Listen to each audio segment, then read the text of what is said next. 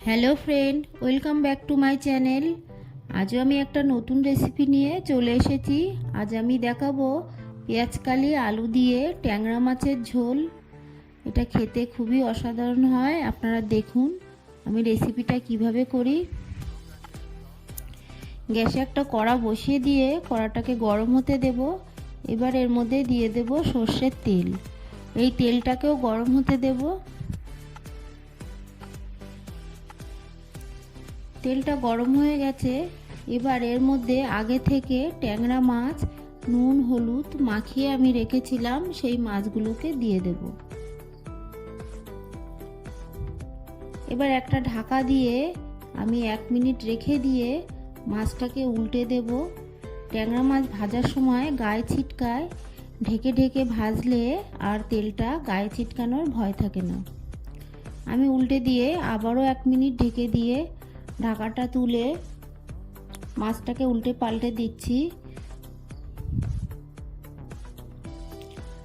আবারও ঢাকা দিয়ে মাছটাকে দেখুন আমি লাল করে ভেজে নিয়েছি। এবার তুলে নেব। এই তেলের মধ্যে আমি বাকি মাছগুলোকেও একইভাবে ভেজে নেব।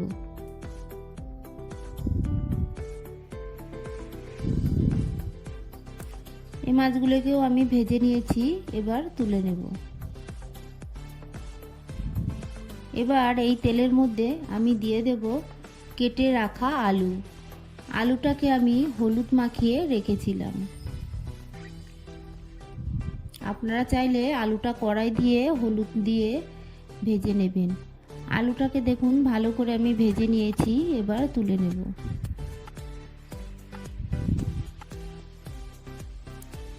এবার এই তেলের মধ্যে আমি দিয়ে দেব একটা শুকনো লঙ্কা আর হাফ টিস্পুন গোটা জিরে।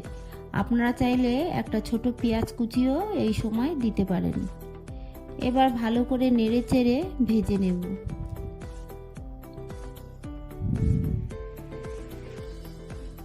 ফোড়নটা একটু কালার এসে গেছে।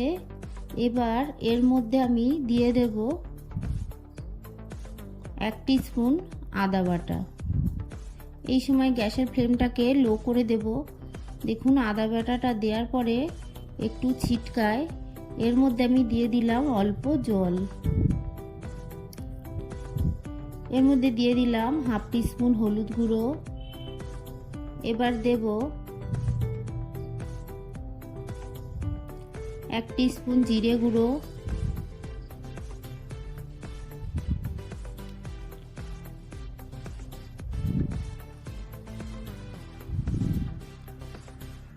এবার এর মধ্যে আমি দিয়ে দেব হাফ টিস্পুন ধনে গুঁড়ো। দিয়ে ভালো করে নেড়ে চেড়ে মশলাটাকে কষিয়ে নেব। ভালো করে নেড়ে চেড়ে নিয়েছি। এবার আমি এর মধ্যে দিয়ে দেব হাফ টিস্পুন কাশ্মীরি লঙ্কার গুঁড়ো।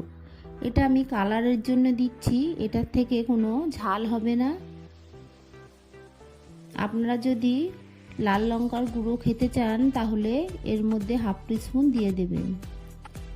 এবার আমি এর মধ্যে দিয়ে দেব কাঁচা লঙ্কা। এই কাঁচা লঙ্কায় এই রেসিপিটায় ঝাল হবে। এবার ভালো করে মশলাটাকে কষিয়ে নিতে হবে। দেখুন মশলা দিয়ে তেল বেরোচ্ছে। মশলাটা আমি কষিয়ে নিয়েছি। এবার কেটে রাখা পেঁয়াজকালি এর মধ্যে দিয়ে দেব। পেঁয়াজকালির পরিমাণটা আপনারা আপনাদের পছন্দ মতো দেবেন। এর মধ্যে দিয়ে দিলাম 1 টিস্পুন লবণ। দিয়ে ভালো করে নেড়ে চেড়ে পেঁয়াজকলিটাকে কষিয়ে নেব।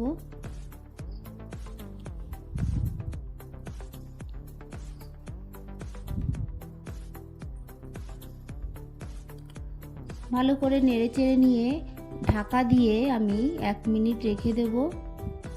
1 মিনিট পর ঢাকাটা তুলে দেখুন পেঁয়াজকালিটা কতটা কমে এসেছে। এবার এর মধ্যে আমি দিয়ে দিলাম ভেজে রাখা আলু। দিয়ে ভালো করে নেড়ে চেড়ে কষিয়ে নিয়ে আবারও আমি ঢাকা দিয়ে দেব। ঢাকাটা তুলে ভালো করে পেঁয়াজকালি আলুটাকে কষিয়ে নেব। আবারও আমি ঢাকা দিয়ে 1 মিনিট রেখে ঢাকাটা তুলে আবারও একটু কষিয়ে নিয়েছি। এবার এর মধ্যে পরিমাণ মতো জল দিয়ে দিচ্ছি। জলটা আপনারা আপনাদের পছন্দ মতো দেবেন, আপনারা যেমন গ্রেভি রাখবেন সেই মতোই জল দেবেন।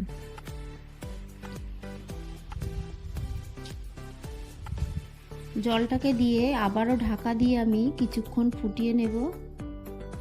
কিছুক্ষণ পর ঢাকাটা তুলে দেখুন পেঁয়াজকালিটা সিদ্ধ হয়ে গেছে।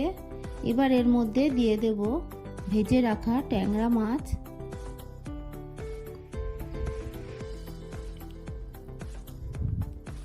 মাছটাকে দিয়ে ভালো করে মিশিয়ে নেব গ্রেভির সঙ্গে।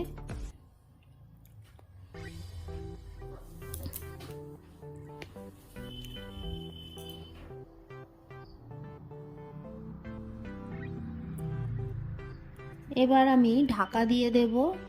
ঢাকা দিয়ে আরও কিছুক্ষণ ভালো করে ফুটিয়ে নেব। এবার ঢাকাটা তুলে নিয়ে দেখুন রান্নাটা কেমন হয়েছে।